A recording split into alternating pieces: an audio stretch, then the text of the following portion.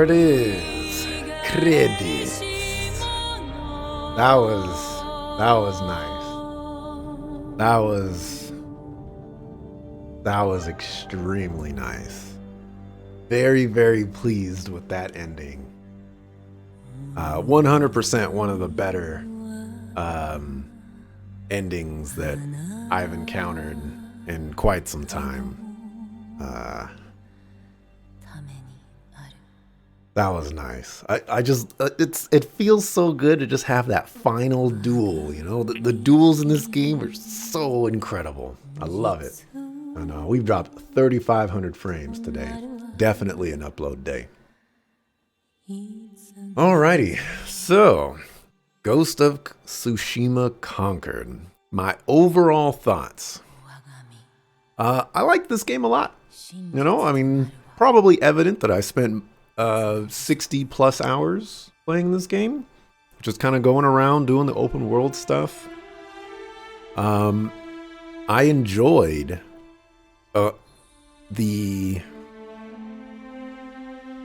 setting a great deal, and I think that has probably been the biggest allure and the biggest draw for me in this game, because even though I like this game a lot and it's an incredibly enjoyable game, I wish it was an open world.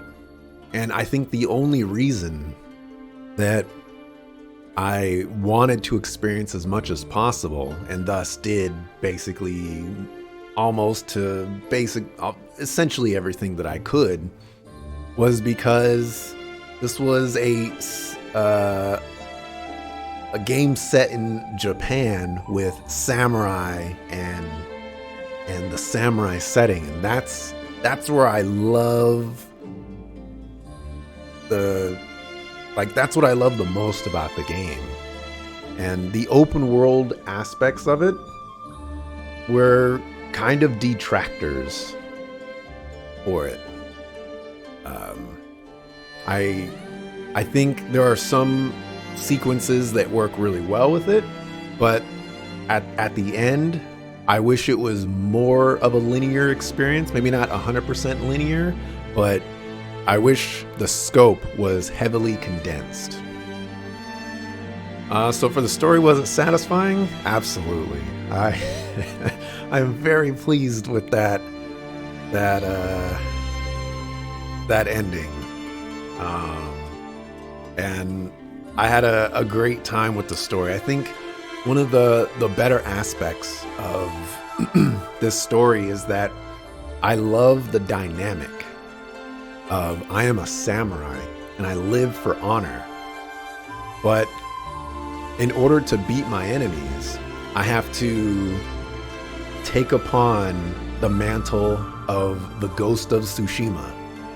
And there's this balance of, will I be a ghost or will I be a samurai? And it's so cool to kind of be a part of that and take part in decisions that maybe not necessarily influence that, but kind of see that story play out. I was very, very happy with that. Did it feel complete? It does feel complete. I think we knocked out everything that needed to be knocked out. Apparently someone named their baby Coco. All right. Hey, but you've got an Axel in there, you know, so well, you chose well. How was the pacing? So this is an interesting thing with open world games, and a small part of me wants to play the game over again and just strictly do the main story missions, because I feel like there's not that much there in the main story missions. I feel like it's very disconnected in a sense. It's like these story beats that happen rather than a continuous and flowing story that completes itself. I feel like a lot of the context that I got was from all of the side missions where all these characters are kind of elaborating on what it is to be a samurai and what problems occur doing samurai things and dropping samurai frames and stuff like that. But at the same time, when you're deviating from the main story to do all that stuff, it totally destroys the pacing. So that's just what open world games do. Thoughts on the story? I don't have too much here. I greatly enjoy Jin's turmoil and internal struggle of keeping his samurai code, yet having to employ dishonorable techniques to defeat the Mongols. With that said, 35 hours into the game, also known as maybe 4 to 6 hours into the story, that struggle isn't as prevalent as I would have liked. So I don't think they spent enough time on the internal struggle that Jin needed to go through. There were a couple of moments in the side quests where it's touched upon, but in the main story, I really wanted to dive into that more, because that's like the fascinating part of Jin for me is, am I samurai? Am I ghost? And I wish he struggled with that decision more. I wish it kind of tore him up on the inside. I wish it was made more tangible in the story. And then the mythical tales are awesome. Learning about Tsushima's folklore was cool. I'm a big fan of the mythical tales, and I'm a big fan of the rewards that you get from them. I think this is a great example of adding a side quest that kind of expands the lore of the world, and you get something valuable and useful for doing it. So it kind of hits all the right notes of, I'm learning about the world and I'm getting something cool out of it. That way, you don't feel like you're wasting time. For gameplay, mechanics, and design, this is where I have the bulk of my thoughts. What gameplay elements stand out? I absolutely positively adore the setting. Old school Japanese samurai, why aren't there more games like this? 100%. Why aren't there more old school Japanese games that do samurai things and ninja things and all that other good stuff? I feel like it's a very underused, at least in my gaming space. Maybe it was a very overused thing, I don't know, but it feels very underused and underutilized in the games that I play, and I would love to have more. I think this game did a fantastic job making me want more because of how well it did first impressions on the setting and whatnot. So super pleased with that. And as mentioned before, and elaborating now, I don't like this game being open world. I really hate to say it this way, but none of the elements of the game are as interesting as the story. Sure, they all offer some fantastic and unique moments to it, but they can get repetitious. Finding your first 3 haikus aren't as magical as finding the 10th. Maybe reverse that. Maybe the 10th haiku is not as magical as finding the first 3, but you understand what I'm trying to say. It's definitely not as interesting. It could be more enjoyable. The whole process of it could be condensed if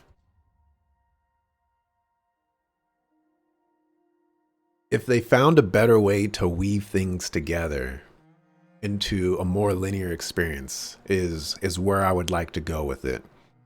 A linear game would, in my eyes, allow a greater focus to be on Jin, his honor, and the opinions of others around him.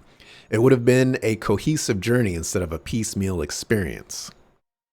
And if not a linear game, then maybe small self-contained open world sections. 3 to 5 landmarks, 2 to 3 side quests, but all self-contained in the portion of the main story and tied into the narrative for something more cohesive. So for example, I guess since it's just, like at the top of our heads, Port Izumi. Um, this is like the final battle here. So gathering up some of those final allies, helping out some of our current allies that might need some assistance, tying all of that in to the attack on Port Izumi. Maybe a supply line is connected with Ishikawa, and Ishikawa's quest leads to some sort of ally or something like that. Um, I guess I would have been more engaged with the story if it was kind of in a straight line, or maybe like a wiggly line or something like that. Um, I feel like there would have been a better story to tell, and the story would have been told in a better way. I know this isn't chat discussion time. You can type in chat. I'm reading stuff. But it seems piecemeal. It's because that's how you played it. Well, yes and no. Um, for the side quests involving the specific characters, they are gated behind areas. For example, in Izuhara, I could only do um, 5 or 4 of Ishikawa's quests. And then when I got over to this area, I could only do 3 or 4 of Ishikawa's quests. And it just got, like the stories were sectioned off. It would have been not, and not only that, but the stories were also incredibly short. It was, you kind of go to this place, you fight some dudes, you learn a small or maybe a big revelation, but then you're done with that section of the quest, and you need to move on to the next one. It would have been nice if they kind of combined multiple quests together, and obviously that would take a long time, but you can save anywhere, you can do all kinds of other crazy stuff. um I would have liked to be able to just follow a specific narrative at that point, and and just have it tie into the main story, because all things considered, all the quests that you do don't really tie into the main story as far as I could tell. Um, it doesn't seem like it's mentioned or anything like that. So they are just, side quests. And I personally would just like them integrated into the narrative. Okay, which here, look at this, flowing into things. I don't like how the side quests are broken up. You do these tiny pieces of a much larger narrative, and it drastically breaks apart the momentum. I kind of agree with this a great deal more now than I did when I wrote this.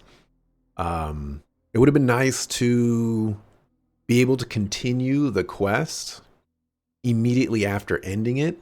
That way, it didn't feel so broken up, because once you finish a quest, maybe you have to go, all the way across the island to start the next one. So, you got to fast travel over there, and you got to do something else. Maybe you're distracted by um, various landmarks and whatnot. That was the last haiku. So there's that kind of stuff that just kind of get in the way, I suppose. Not a fan of the fog of war element, especially with maps as big as they are. I don't believe there is much value, air quotes, in exploring, meaning there aren't events I'm going to come across in a random place that I could only see there. It's just question mark locations and side quests. This one's kind of a hot topic, I suppose. I I think that fog of war is utilized in a decent way. Me personally, I just don't really get the value of needing to explore around and needing to go through it. And that's kind of a personal thing for me. I wanted to clear out all the fog of war just because I didn't want any fog of war on the map. But in clearing out all the fog of war, there's really no benefit to doing that. There's no unique events in the game that make you think like, man, I'm really glad that I went over here. Now, there are unique locations that are really cool, and I really value those locations. But those are very specific locations in very specific places, and they're not everywhere. And I would have liked to see them in a narrative standpoint. Maybe when I find a shrine or something like that that I bow to, maybe when bowing to it, it starts a side quest or it starts a narrative. We'll just say side quest. Like something interesting happens that is unique to that one specific place. And we do get some of those with like fishes coming out of the water or the fireflies, coming out. And those are really cool. I just wish there were more of those that made you want to clear out all the fog of war. Because, the foxholes and everything like that, those don't make me want to clear out all the fog of war. Those just are busy work, basically. They tie in as much as reasoning for why those NPCs help you during the large battle moments. You were so much of a fan of the setting, you wanted to see as much as you could. There could have been no question marks or NPCs or anything at all. The scenery was just gorgeous. Yeah, like if there was no fog of war on the map, I think I would have enjoyed the exploration process a little bit more. Not necessarily because I'm clearing out fog of war, but because like I know there is a foxhole over here, so I'm gonna ride to this foxhole and I'm gonna experience whatever's on the way over there. But that's just a personal thing for me.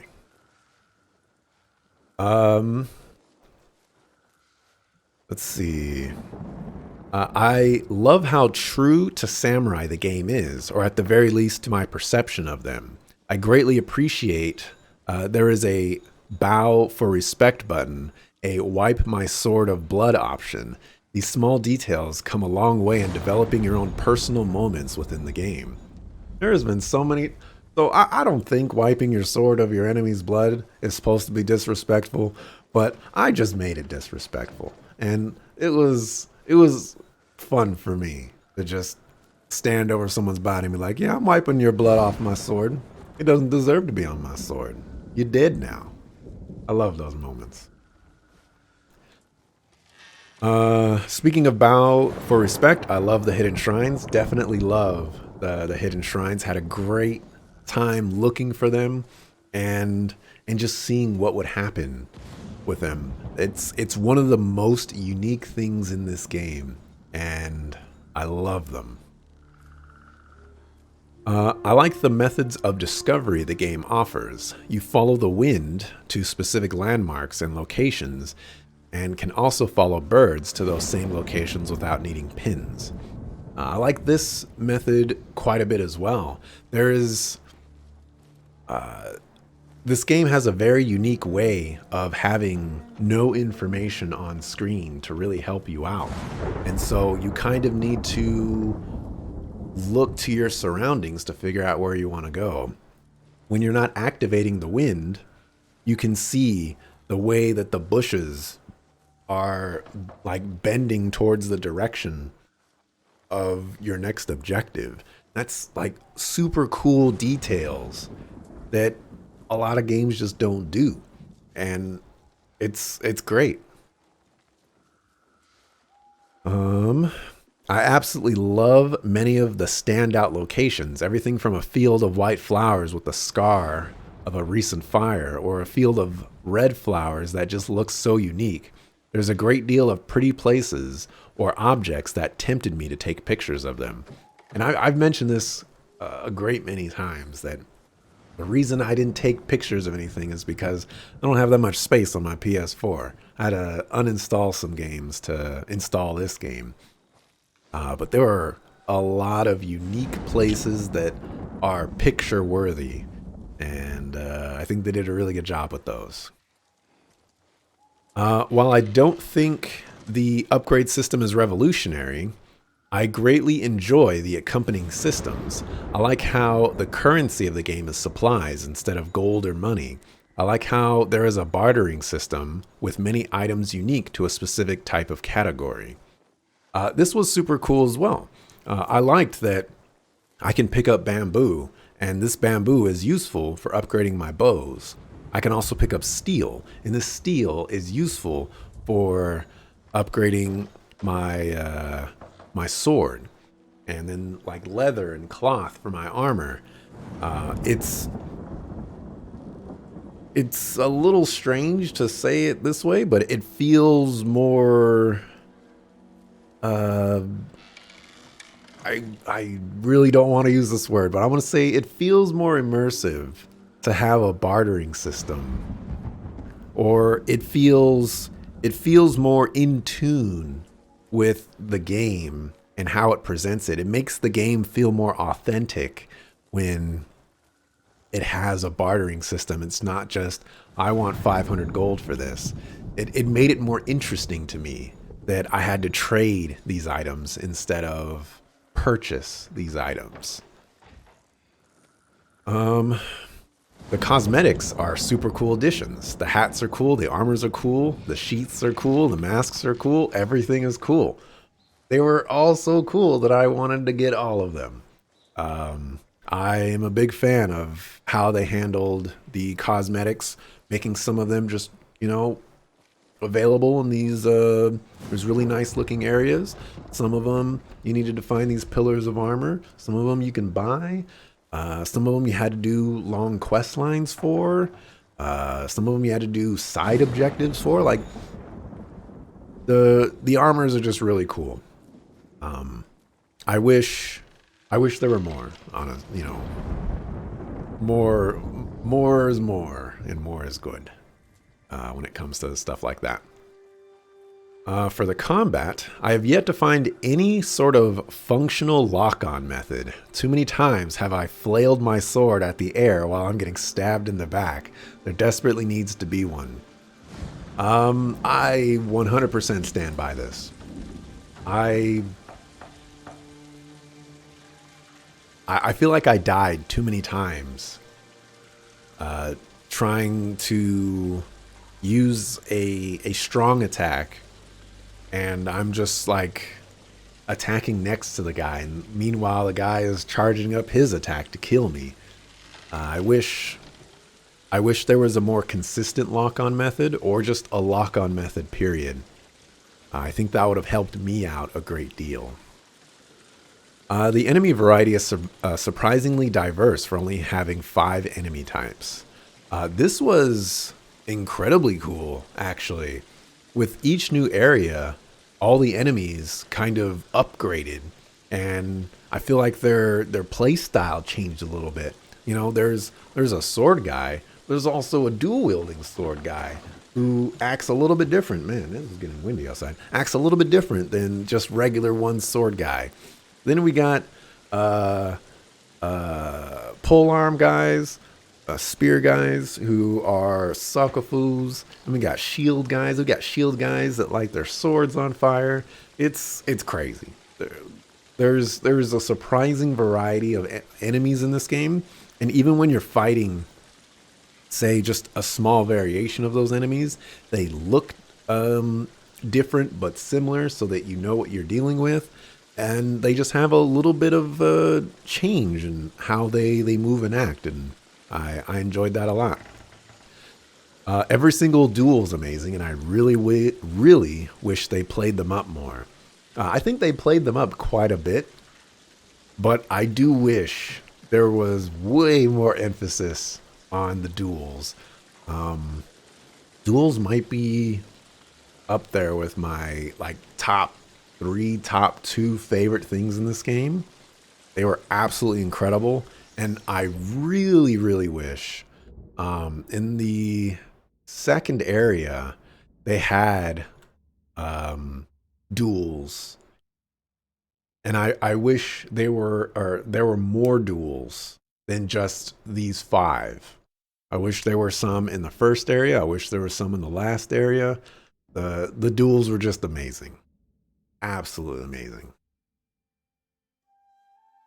The final duel isn't a great fight because of the difficulty or the quality of gameplay or the setting. Those things help. But there is an emotional resonance to it. It's a great fight because of the implications it has on our characters. Jin represents changing with the times, adaptation. His uncle represents the old ways, honor, stubbornness. These are the moments in media, games, movies, books that hold the most value. They are the most impactful. I would agree with that. And I think they did a really good job of illustrating the relationship between Shimura and Jin and kind of building that moment up into a time where it's like something's got to give. You know, is are we going to have a new era, or we're going to live in the old era? And as you're progressing through the game, even though it's colored by very specific characters, you kind of hear how the life that people have under the samurai hasn't been that great, but this new and exciting life under the ghost is really uplifting their spirits. And I would agree with you on that one, Libertine, that there's a great dynamic there with the relationship and how that plays out in that duel. I was actually considering losing that duel because I wanted to see what would happen if I lost, but I'm guessing it would just be a game over.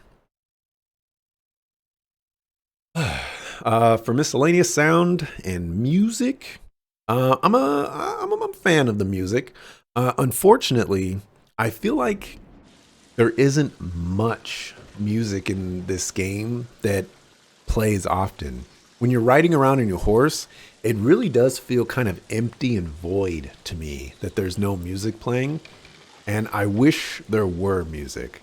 I get the reason why there isn't, but I think I probably had this problem in Breath of the Wild too, where like just hearing the ambient noises of thunder and rain and wind and whatnot, that's just not enough to keep me as engaged. And so that does detract from the open world experience for me when there's not some sort of musical track that I can kind of latch onto as I'm, clearing out the fog of war, going to my next destination, etc.